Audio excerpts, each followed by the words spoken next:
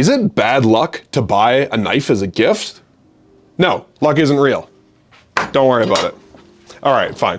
If you're superstitious or even just a little bit stitious, you might be worried that giving a knife to somebody is bad luck. In a lot of cultures, to be fair, it's believed that giving a knife as a gift can cut the ties with that person. I know in Japan that's the belief in particular. I think some cultures just believe it's bad luck. So I'm here today to show you how to fix that so you can get somebody a super awesome knife for Christmas this year, or any other occasion. So the idea, from what I understand, is that when you give somebody a knife as a gift, it's symbolic of severing the ties of that person, cutting the ties, if you will.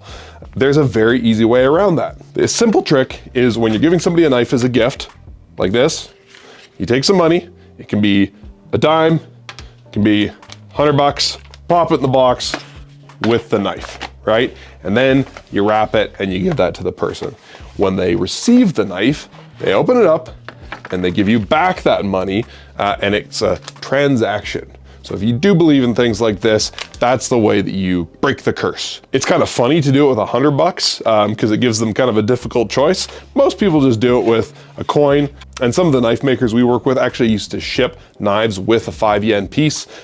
Turns out that's illegal, so they stopped doing it. So yeah, just grab a penny, if they still exist, a nickel, a dime, whatever, pop it in the box, close it up, you're good to go. Easy peasy, no bad luck. Now, when you're giving somebody a knife as a gift, kitchen knife, pocket knife, whatever, as important as the whole bad luck thing, probably more important, is to choose the right knife to gift that person. I work in a kitchen knife store, so when I give people a knife as a gift, it's usually a kitchen knife.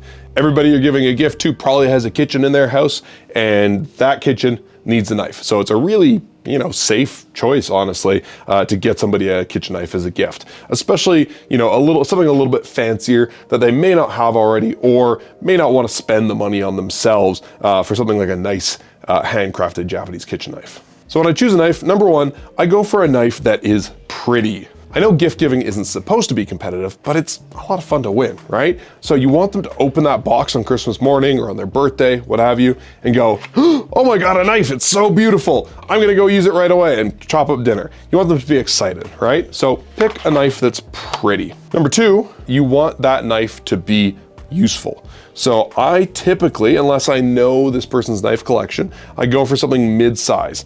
This is a Japanese santoku. This one's about 7 inches long. This is a Japanese gyuto, which is just a chef's knife. It's about 8 inches long. Somewhere in that range is going to be a great daily driver. Something that most people are going to feel comfortable picking up and making lunch, dinner, breakfast, whatever.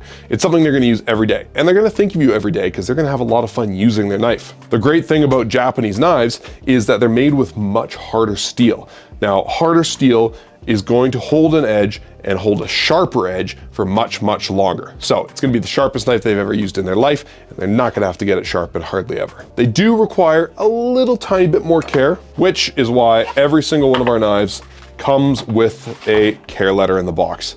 It tells you the story of the folks that made the knife. More importantly, it tells you what you can and can't do with your knife. It just comes down to, don't put it in the dishwasher, don't chuck it in a drawer loose, don't cut bones or really hard stuff that could chip the blade. If they read that care letter, they'll be good. And the topic of steel brings me to my next point. You want to choose a knife that is stainless steel. If you are picking a Japanese kitchen knife for somebody as a gift, it's important to know that a lot of Japanese kitchen knives are what's made from high carbon steel. Like this. High carbon steel knives are great. They get razor sharp and they hold their edge super long time, often longer than a stainless steel blade. But if you don't take good care of them, they will rust. Giving somebody who's a casual cook a carbon steel knife as a gift, it's kind of like giving somebody a puppy as a gift.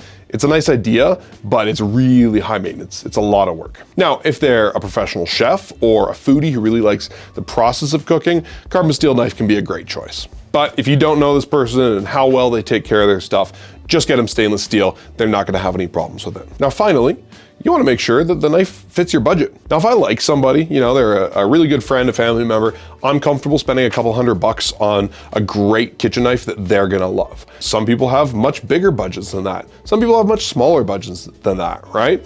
If you wanna spend $50, get a knife that's 50 bucks. You can get a good quality knife at every price point. You can also get a bad quality knife at every price point. So make sure you go into, your local Knifewear store, message us online, get help from somebody that knows what they're talking about so they can help you get the best bang for your buck. So that's it. Get a pretty knife, a useful knife, probably a stainless steel knife, and something that doesn't totally break the bank. For a lot of people, that's a knife like this Haruki Goma Santoku, or this Haruki Kokudo Santoku with this traditional Japanese handle. These are both under $200 Canadian.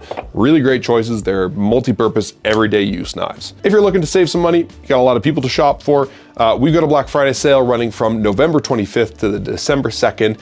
Online at knifewear.com and in all of our stores, Toronto, Ottawa, Vancouver, Calgary, and Edmonton. All Hazaki Classic knives and all Ichigo SLD knives are gonna be 20% off. Both of these come in sets if you're looking to get, a bigger set to get somebody really set up in a new kitchen. We'll also have discounts on Tsunehisa knives, all Knifewear brand sharpening stones and sharpening gear, and some really fantastic frying pans. Regardless of when you buy the knife, make sure you get these two things for the person so that they can get the most out of their knife. First is a ceramic honing rod.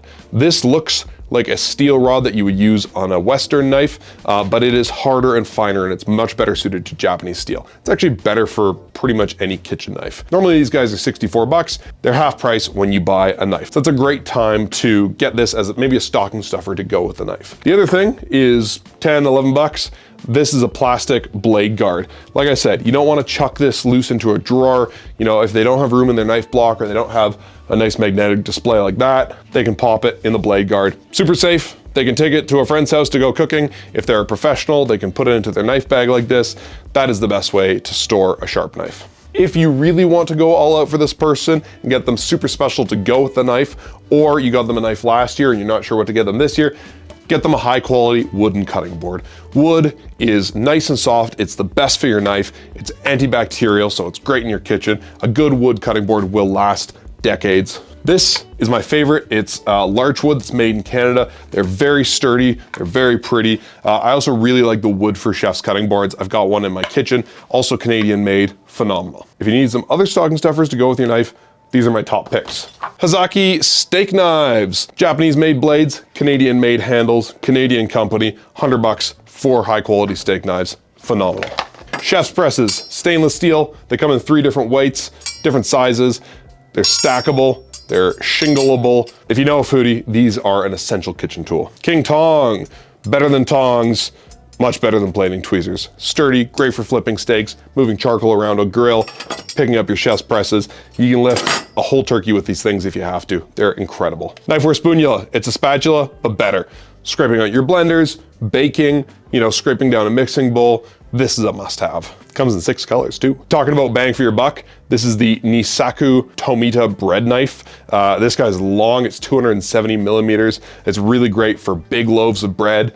It can do just about everything. Great for, cutting cakes down. Phenomenal, 80 bucks. And lastly, the Knife Nerd Guide to Japanese Knives. We wrote this book a number of years ago, and it's got great stories about the folks that make Japanese kitchen knives, traditional knife and sword makers. It's got all sorts of beautiful pictures of their workshops, of their knives, steel information for nerds, sharpening stuff, all sorts of great things. December 4th to 24th, we will have a stocking stuffer sale. Many of the items that I just showed you and like 35 others are going to be on sale. So stay tuned for more details. If you want to hear about that when it happens, follow Knifewear on Instagram.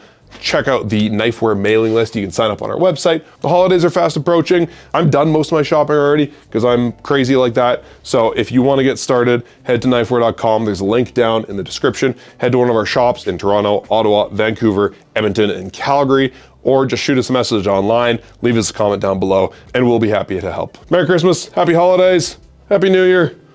Peace. Awesome sound.